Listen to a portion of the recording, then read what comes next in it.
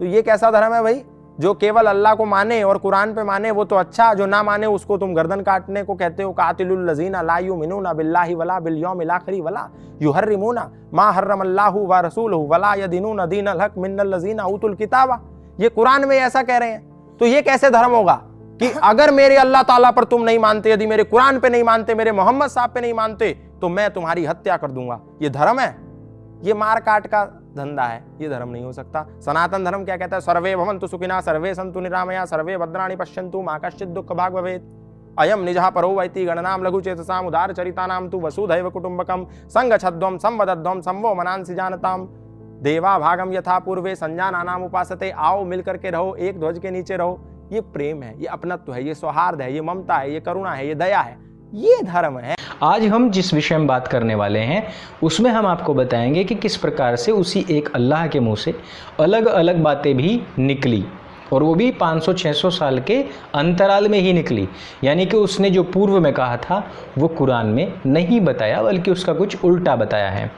सूरह आराफ की आयत संख्या 19 पर पहुंचते हैं तो वहाँ पर लिखा हुआ है, और हमने आदम से कहा कि ए आदम, तुम और तुम्हारी बीवी जन्नत में रहो और जहाँ चाहो जाओ, जो मर्जी हो खाओ, मगर इस एक दरख्त के पास न फटकना, नहीं तो तुम पापी हो जाओगे।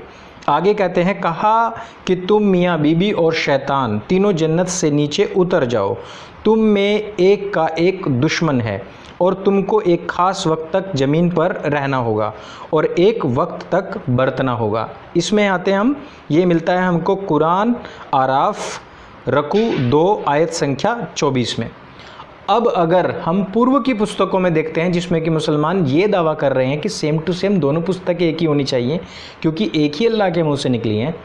अब अगर हम उससे पहले की तौरात उत्पत्ति 2 आयत संख्या वर्ष नंबर 7 उसकी पढ़ते हैं तो उसमें क्या लिखा है, और यहोवा परमेश्वर ने आदम को ज़मीन की मिट्टी से रचा और उसके नथुनों में जीवन का श्वास फूंक दिया और आदम जीवित प्राणी बन गया। इससे आगे बढ़ते हैं दोस्तों, और यहोवा परमेश्वर ने पूर्व की ओर अदन देश में एक वाटिका लगाई और वहाँ आदम को जिसे उसने रचा था यानी कि बनाया था उसको वहाँ पर रख दिया। तौरात उत्पत्ति 2 आयत संख्या उसकी है 8।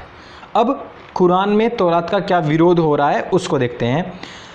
कुरान कहती है, सूरह यूनिस आयत संख्या 37, यह है कुरान किताब जो है इस किस्म की नहीं है कि खुदा के सिवाय और कोई उसे अपनी तरफ से बनाकर ले आए, बल्कि जो किताबें इसके पहले की हैं उनकी यह किताब यानी कि कुरान तस्दीक करती है और उन्हीं की तफसील है। इसमें संदेह नहीं है कि यह खुदा की ही उतारी हुई किताब है। जिन मित्रों ने मेरे ऊपर आरोप लगाते हुए ये बात कही थी उन्होंने भी इसी आयत का हवाला दिया था। अब आप मुझे बताइए कि कुरान तो कहती है कि आदम हव्वा और शैतान को बनाया कहाँ गया था? जहाँ पर अल्लाह खुद रहता था यानी कि स्वर्ग में, और वहाँ से फिर उनको खदेड़ा गया था, गिराया गया था ज़मीन पर। लेकिन तौरात क्या कहती है, उसका उत्पत्ति वक्तव्य, उसकी आयतें क्या कहती हैं दोस्तों? वो कहती हैं कि ज़मीन पर ही बनाया गया था और अदन देश में बगीचा बना करके वहाँ पर उसको रखा गया था। यानी कि वहाँ पर स्वर्ग में बनाए जाने या फिर स्वर्ग से खदेड़े जाने का कोई विषय नहीं आता है, वहाँ से गिराए जाने का कोई विषय नहीं आता है। तो इससे हमको क्या समझना चाहिए? क्या हमको इससे ये बात समझनी चाहिए कि अल्लाह का दिमाग भी घूमता है, उसको अपनी ही रचाई हुई दुनिया पर, अपनी ही रचाई हुई दुनिया के बाशिंदों पर, या फिर कहें कि आदम हव्वा और शैतान के ऊपर, उनकी बनाई हुई खुद की रचना के ऊपर जो उनका खुद का इतिहास था वही याद नहीं रहता है, या वो भटक जाते हैं?